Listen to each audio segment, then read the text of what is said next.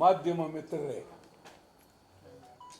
ಖುಷಿಯಾಗುತ್ತೆ ನನಗೆ. ಪ್ರತಿ ಸಾರಿ ಎಷ್ಟು ಸಾರಿ ಬೆಳಗಾವಿಗೆ ಬಂದರೂ ಖುಷಿ. ಮಾಧ್ಯಮದವರು ಅಷ್ಟೇ ಪ್ರೀತಿ. ಸುಮಾರು 50 ವರ್ಷದ ಇತಿಹಾಸ ಇದೆ ಇಲ್ಲಿಗೆ ಬರೋದಕ್ಕೆ. ಬೇಕಾದಷ್ಟು ಬಂದಿದ್ದೀನಿ ಮತ್ತು ಅಲ್ಲಿ ಭಾರಿ ದೊಡ್ಡ ಸಭೆಗಳಾಗಿದೆ, ಹೋರಾಟಗಳಾಗಿದೆ. ಬೆಳಗಾವಿ ಅಂತಂದರೆ ನನಗೆ ಭಾಳ ಪ್ರೀತಿ, ಅಭಿಮಾನ. ಮತ್ತು ಗಡಿನಾಡಿನ ಜನ ಶಕ್ತಿವಂತರು. ಅವರಿಗೆ ನಾವು ಕರೆದಾಗಲೆಲ್ಲ ನಾನು ಬರ್ತೀನಿ. ಅವರಿಗೆ ಭಾಳ ಅತ್ಯಂತ ಗೌರವದಿಂದ ಬರ್ತೀನಿ. ಭಾಳ ವರ್ಷ ಪಾಪ ತಮಗೆಲ್ಲ ಗೊತ್ತಿರಬೇಕು, ಹಿಂದೆ ಹೋರಾಟಕ್ಕೆ ಅನೇಕರು ಹೋರಾಟ ಮಾಡಿದ್ದಾರೆ. ಬೆಳಗಾವಿಯಲ್ಲಿ ಕನ್ನಡ ಉಳಿಸೋದಕ್ಕೆ ಅನೇಕರು ಹೋರಾಟ ಮಾಡಿದ್ದಾರೆ. ನಾನು ಅವ್ರ ಜೊತೆಲೂ ಇದ್ದೀನಿ, ಈಗಲೂ ನಿಮ್ಮ ಜೊತೆಲೂ ಇದ್ದೀನಿ. ಮುಂದೇನು ಈ ಬೆಳಗಾವಿನ ಪ್ರಶ್ನೆ ಬಂದಾಗ ನಾನು ಮೊದಲನೇವನಾಗಿ ಇರ್ತೀನಿ. ಇದು ಭಾಳ ನೋವಿನ ಪ್ರಸಂಗ ಅಂತಂದರೆ, ಇದುವರೆಗೂ ನಾನು ನೋಡಿದ್ದೀನಿ ರಾಜಕಾರಣಿಗಳಿಗೆ, ಅವ್ರು ಯಾವುದೇ ಪಾರ್ಟಿಯವರಾಗಿರಲಿ, ಬೆಳಗಾವಿ ಗಡಿನಾಡು ಸಮಸ್ಯೆಗಳು, ಬೆಳಗಾವಿಯ ಪ್ರಶ್ನೆ ಯಾವುದೂ ಅವ್ರಿಗೆ ಬೇಕಾಗಿಲ್ಲ, ಒಬ್ಬರಿಗೂ ಬೇಕಾಗಿಲ್ಲ. ಅವ್ರದ್ದೇ ಆದಂಥ ರಾಜಕಾರಣ ಮಾಡ್ತಾಯಿದ್ದಾರೆ ಹೊರತು, ಬೆಳಗಾವಿ ಇವತ್ತೇನಾದರೂ ಕನ್ನಡ ಉಳಿಸಿದರೆ ಅದು ಕನ್ನಡ ಪರ ಸಂಘಟನೆಗಳು ಸಂಪೂರ್ಣ, ಅವು ಯಾರೇ ಆಗಿರಲಿ ಅದ್ಭುತವಾಗಿ ಕೆಲಸ ಮಾಡಿದ್ದಾರೆ. ಒಂದು ತೊಂದರೆ ಆಯಿತು ಅಂದರೆ ಬೀದಿಗೆ ಬರ್ತಾರೆ. ಒಂದು ಅವರು ಇರೋದರಿಂದ ಎಷ್ಟು ಶಕ್ತಿ. ಒಬ್ಬ MLA ಆಗಲಿ, ಒಬ್ಬ ಪಾರ್ಲಿಮೆಂಟ್ ಸದಸ್ಯರಾಗಲಿ, ಒಬ್ಬ ರಾಜ್ಯಸಭಾ ಸದಸ್ಯರಾಗಲಿ ಬೀದಿಗೆ ಬಂದು ಬೆಳಗಾವಿಯಲ್ಲಿ ಹೋರಾಟ ಮಾಡೋದನ್ನು ನಾನು ನೋಡಲೇ ಇಲ್ಲ. ಮತ್ತು ನಮ್ಮ ರಾಜ್ಯದ ಮಂತ್ರಿಗಳಾಗಲಿ ಯಾರೇ ಆಗಲಿ ಬಹಳ ಗಟ್ಟಿಯಾಗಿ ಬೆಳಗಾವಿ ಬಗ್ಗೆ ಮಾತಾಡಲೇ ಇಲ್ಲ. ಬೆಳಗಾವಿಯಲ್ಲೇ ಶಾಸನಸಭೆ ಕಟ್ಟಡ, ಅದ್ಭುತವಾದ ಕಟ್ಟಡ. ಇಲ್ಲೂ ಬೆಳಗಾವಿ ಬಗ್ಗೆ ಮಾತಾಡಲಿಲ್ಲ. ಬಂದರು, ಪ್ರತಿ ವರ್ಷ ಬರ್ತಾರೆ, ಅದು ಏನೋದಕ್ಕೊಂದು ಕತೆ ಹೇಳ್ತಾರೆ. ಚಳಿಗಾಲವೋ ಬೇಸಿಗೆ ಕಾಲವೋ ಯಾವುದೋ ಒಂದು ಕತೆ ಹೇಳ್ತಾರೆ. ಪ್ರತಿ ಸಾರಿ ಬಂದಾಗಲೂ ಬರೀ ಗೋಳು ಗೋಳು ಗೋಳು ಗೋಳು.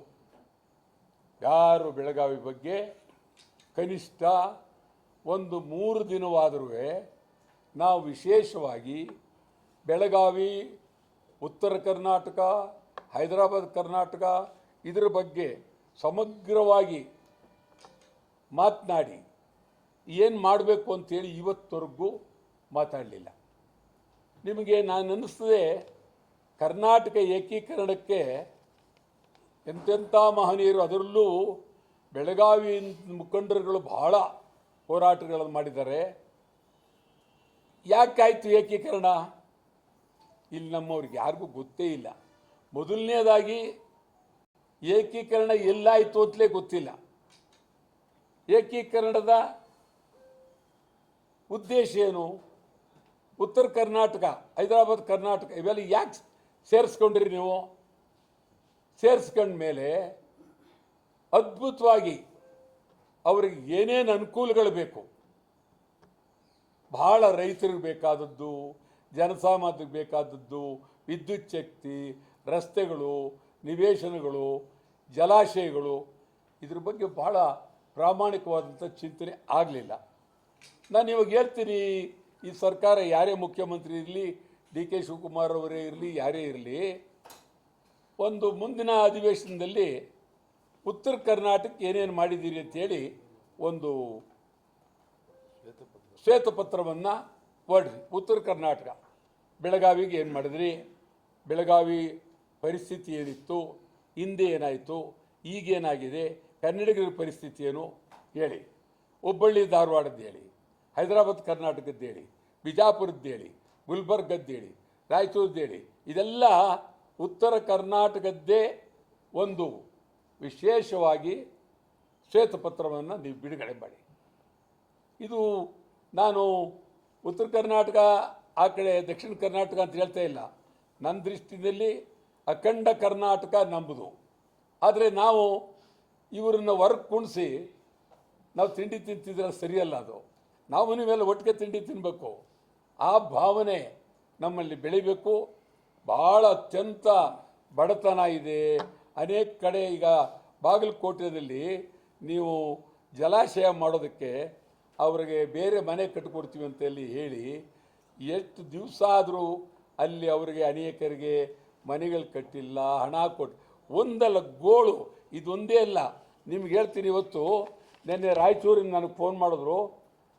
ಈ ಏಮ್ಸ್ ಹೋರಾಟ ಮಾಡ್ತಾ ಇದ್ದಾರೆ. ಏಮ್ಸ್ ಬೇಕು ಹೋರಾಟ. ಎಷ್ಟು ದಿವಸದ ಹೋರಾಟ ಅಂತ ತಿಳ್ಕೊಂಡಿರ್ಬೋದು. ನನಗೆ ಆಶ್ಚರ್ಯ ಆಗೋಯ್ತು. ನಾನು ಭಾಳ ಹೋರಾಟ ಮಾಡಿದ್ದೀನಿ.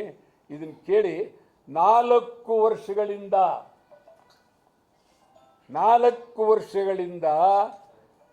Raichur all India medical institute of mind ಆಸ್ಪತ್ರೆಗಾಗಿ ಸುಮಾರು 4 ವರ್ಷಗಳಿಂದ ಹೋರಾಟ ಮಾಡ್ತಾರೆ. ಅವರೇ, ನೀವು ಯಾರಾದರೂ ನೀವು ಏನು 4 ವರ್ಷದಿಂದ ಹೋರಾಟ ಮಾಡ್ತಾ ಇದ್ದೀರಿ, ನೀವು ಪರಿಸ್ಥಿತಿ ಏನು ಅಂತ ಒಬ್ಬ ಮಂತ್ರಿ ಒಬ್ಬರು ಕೇಳೋರೇ ಇಲ್ವೇ? ಅಲ್ಲಿ ಸಂಪೂರ್ಣವಾಗಿ ಇಡೀ ಒಂದಲ್ಲ, ನಿಮ್ಗೆ ಹೇಳ್ತಾ ಹೋದರೆ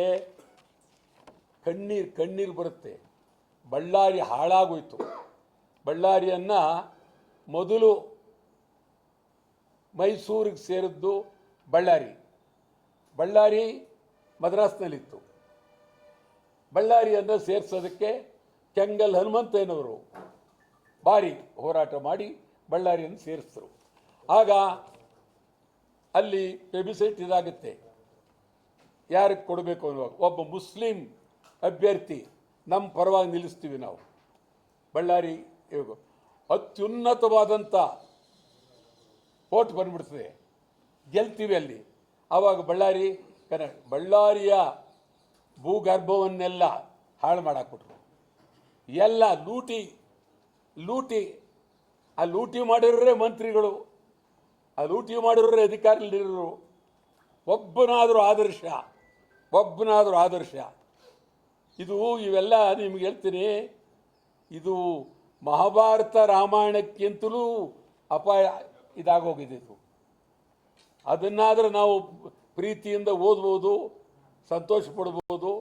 ಆದರೆ ಇಂಥದ್ದು 10 ರಾಮಾಯಣಗಳು ಬರೀಬೋದು. ಇದನ್ನು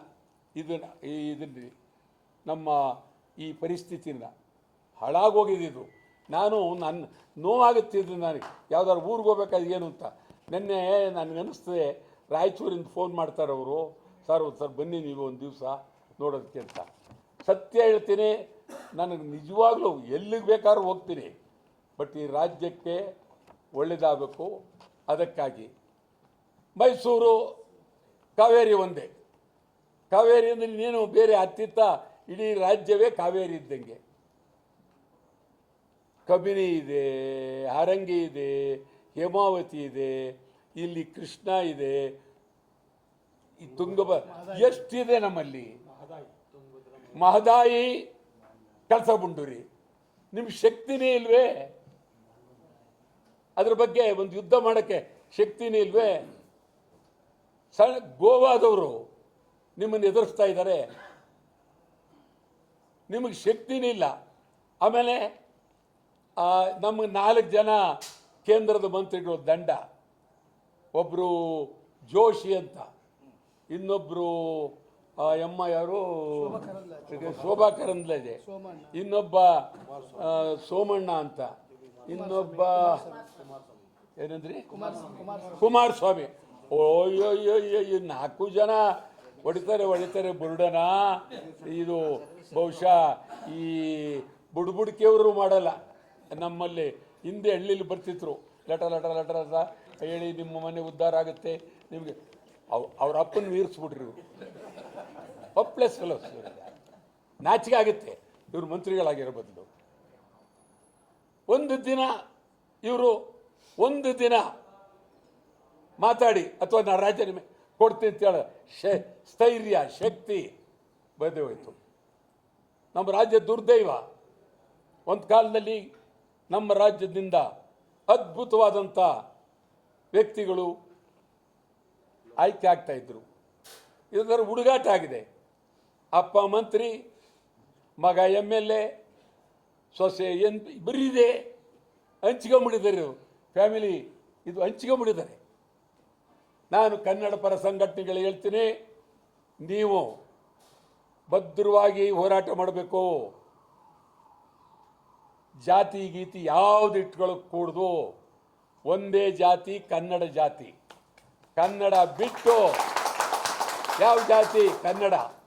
ನಾನು ನನ್ನ ಮಗಳು ಮನೆಗೆ ಇವರು ಬಂದಿದ್ದರು, ಏನು ಬರೆಸ್ಬೇಕು ಜಾತಿ ಕೇಳಿದ್ರೆ ಕನ್ನಡ ಜಾತಿ ಅಂತ ಬರೆಸಿ ಕಳಿಸಿ ಅಂತಂದೆ. ಒಳ್ಳೆ ಕತೆ ಏನತ್ತೆ, ಕನ್ನಡ ಜಾತಿ. ಇದರಲ್ಲಿ ಬೇರೆ ಜಾತಿಗಳನ್ನ ಹೇಳ್ಕೊಂಡು ಜಾತಿಗೊಬ್ಬ ಮಂತ್ರಿ, ಜಾತಿಗೊಬ್ಬ ಇದು, ಅಯ್ಯೋ ಕರ್ಮವೇ. ಈ ರಾಜ್ಯ ಆದದ್ದು ಭಾಷಾವಾರ ಪ್ರಾಂತ್ಯ, ಜಾತಿವಾರ ಪ್ರಾಂತ್ಯ. ಈಗ ಅದು ಜಾತಿವಾರ ಪ್ರಾಂತ್ಯ ಆಗ್ಬಿಟ್ಟಿದೆ. ಇದು ಭಾಷಾವಾರ ಪ್ರಾಂತ್ಯ. 1956